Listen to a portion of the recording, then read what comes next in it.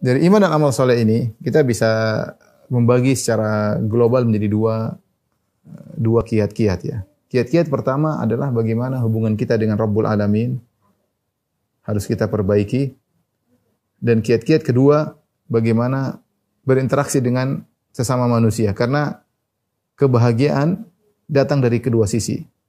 Dan penderitaan juga bisa datang dari dua sisi. Penderitaan bisa datang dari hubungan kita yang buruk dengan Allah Subhanahu wa taala dan bisa datang dari hubungan kita yang buruk dengan sama manusia. Tidak syar'i. Tidak syar'i. Maka kita berusaha untuk membagi kiat-kiat untuk bahagia yang semua kiat-kiat tersebut kembali kepada iman dan amal soleh ya. Kembali kepada dua prinsip secara umum, bagaimana hubungan kita dengan Allah, yang kedua bagaimana interaksi kita dengan sesama. Tentu banyak hal yang merupakan praktis atau praktek dari iman dan amal soleh dalam kehidupan kita sehari-hari. Apa yang ingin sampaikan ini hanyalah sebagian kecil ya. Namun sebagian kecil ini kalau kita komitmen menjalankannya, saya bisa jamin bahwasanya kita adalah orang yang bahagia. Apapun kondisi di sekitar kita. Apapun kondisi di sekitar kita, kita akan bahagia jika kita komitmen menjalankan poin-poin berikut.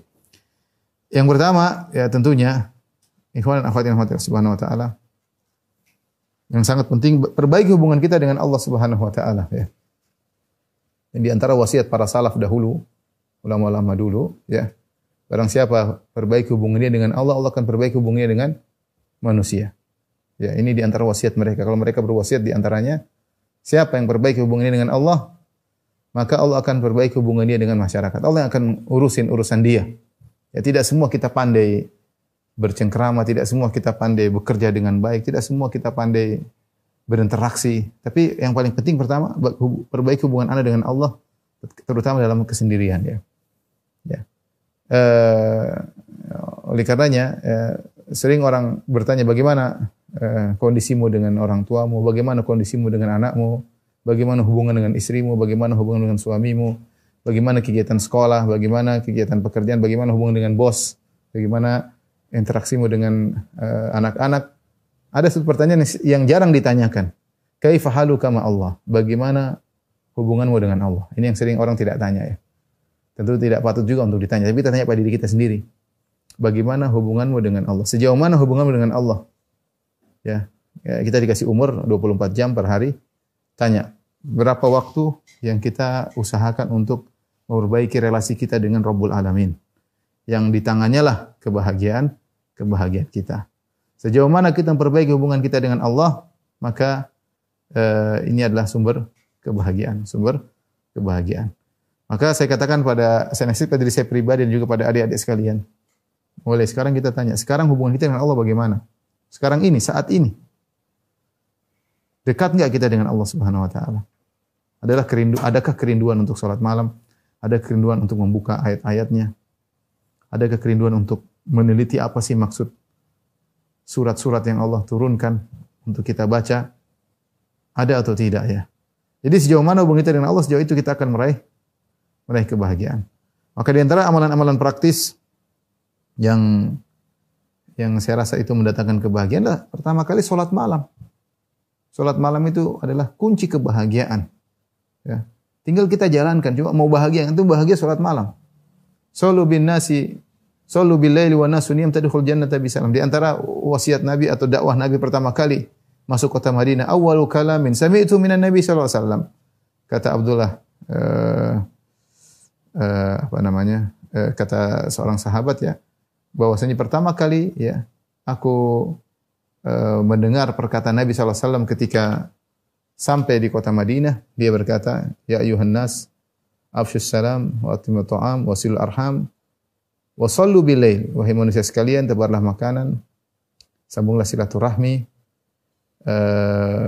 kemudian tebarkanlah salam. Kemudian kata Nabi sallallahu alaihi wasallam, sallu bil lail wa nasu niyam. Ya, ini Abdullah bin Salam radhiyallahu anhu menyampaikan. Aku pertama kali mendengar Nabi ketika di Madinah berkata demikian. Sallu bil laili wan nasu niyam. Salatlah kalian di malam hari tatkala orang-orang sedang tidur pulas. Tadkhulul jannata bisalam. Niscaya kalian akan masuk surga dengan penuh keselamatan. Oleh karenanya di antara syariat, kita tahu ketika Nabi di kota Mekah, syariat tidak banyak yang turun. Pembicaraan ketika Nabi di fase Mekah selama 13 tahun kebanyakan adalah mengenai akidah.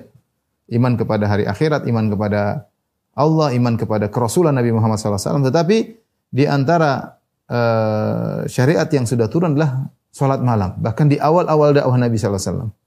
Ya, Nabi pertama kali turun surat Al-Alaq, Iqra bismi rabbikal ladzi khalaq. Setelah itu kemudian surat mungkin Al-Mudaththir. Kemudian tidak lama kemudian Al-Muzammil.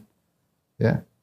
Allah berfirman, "Ya ayyuhal muzammil qumil laila illa qalila." Wahai lelaki yang berselimut, salat malamlah engkau, bangunlah salat malam. Ya. Bahkan disebutkan selama setahun para sahabat yang sudah beriman kepada Nabi sallallahu alaihi wasallam, mereka juga wajib salat malam bersama ya masing-masing salat malam ya. Baru kemudian dimansuhkan menjadi hukumnya sunnah. Pernah salat malam itu hukumnya wajib. Pernah salat malam itu hukumnya wajib. Di awal-awal Islam. Kenapa di saat kondisi-kondisi kaum muslimin dalam tingkat kesulitan yang sangat tinggi. Saat mereka diintimidasi, saat mereka dimusuhi. Saat Nabi dimusuhi oleh seluruh keluarganya dari Bani Hashim dan juga orang-orang Quraisy. Ya, dimusuhi ya. Di saat-saat sulit seperti itu ya. Dan di saat-saat Nabi SAW orang yang sangat mulia dituduh dengan tuduhan yang tidak-tidak. Ini hal yang merusak kebahagiaan. Kita kalau diusik orang, dituduh macam-macam ya kita enggak bahagia jelas. Sulit ya. Ujian.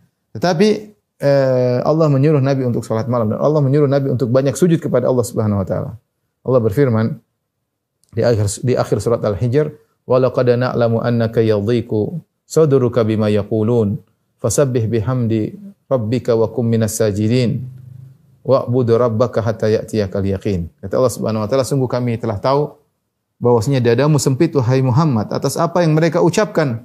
Artinya Nabi namanya dada sempit ya tidak tentram.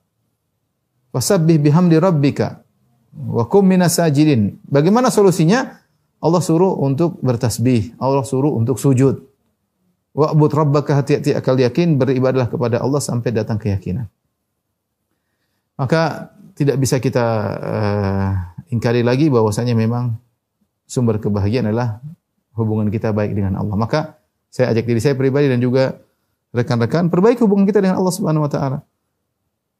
Tidak harus Anda menjadi seorang dai, menjadi seorang ustaz, tidak harus Anda menjadi seorang penghafal Quran. Enggak, hubungan Anda dengan Allah perbaiki. Yang penting salat 5 waktu, ada zikir pagi petang, sederhana aja ya. Zikir pagi petang, ada salat duha misalnya kalau ada waktu, meskipun 2 rakaat, 4 rakaat ya. Ada baca Quran, waktu baca Quran. Rutinitas itu. Anda silakan beraktivitas. Menjadi mahasiswa, jadi mahasiswi, jadi pegawai, jadi pejabat, terserah.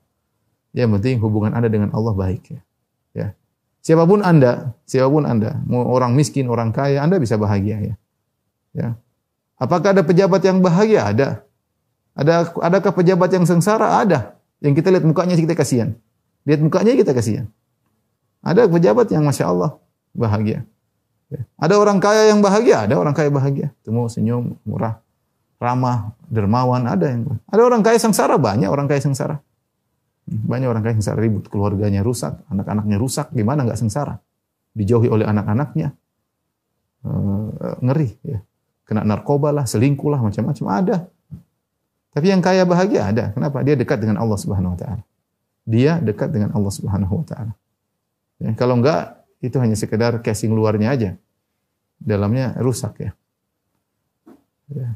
Apakah ada orang miskin yang bahagia? Ada. Saya bilang enggak ada. Ya, apalagi kalau saya bicara, kalau saya lama di Arab Saudi, ketemu orang yang mungkin bajunya lusuh-lusuh, tapi senyum, baca Quran. Tidak ada nangis-nangis, itu jarang. Maksudnya mereka bahagia. Ya. Bukan sibuk lihat gadget melulu, ketawa ke TV, habis itu nangis di belakang. Enggak, jadi maksud saya ada yang miskin bahagia juga ada. Sebagian orang kita ketemu orang miskin, bertanya gimana kabar antum? Alhamdulillah, syukurillah. Alhamdulillah gimana? Alhamdulillah. Ya, alhamdulillah. Tapi alhamdulillah aja muji. Sebaliknya ada ketemu orang kaya gimana? Waduh Ustaz, adu melulu ya. Padahal di bank mungkin uangnya miliaran, tapi dia ngadu-ngadu terus ya. Jadi tidak mesti. Orang kaya bisa bahagia, orang miskin juga bisa bahagia. Yang penting orang itu punya hubungan baik dengan Allah Subhanahu wa taala, ya. Punya hubungan baik dengan Allah Subhanahu wa taala. Jadi adik-adik, rekan-rekan, para mahasiswa-mahasiswi, ya, tidak usah panjang lebar. Kalau ingin bahagia, kuncinya satu, perbaiki hubungan antum dengan Allah Subhanahu wa taala. Sederhana demikian saja. Kita enggak usah banyak teori. Bahagia antum dekat sama Allah, bahagia ya. Waktu baca Quran, zikir ya. Pokoknya dekat dengan Allah lah.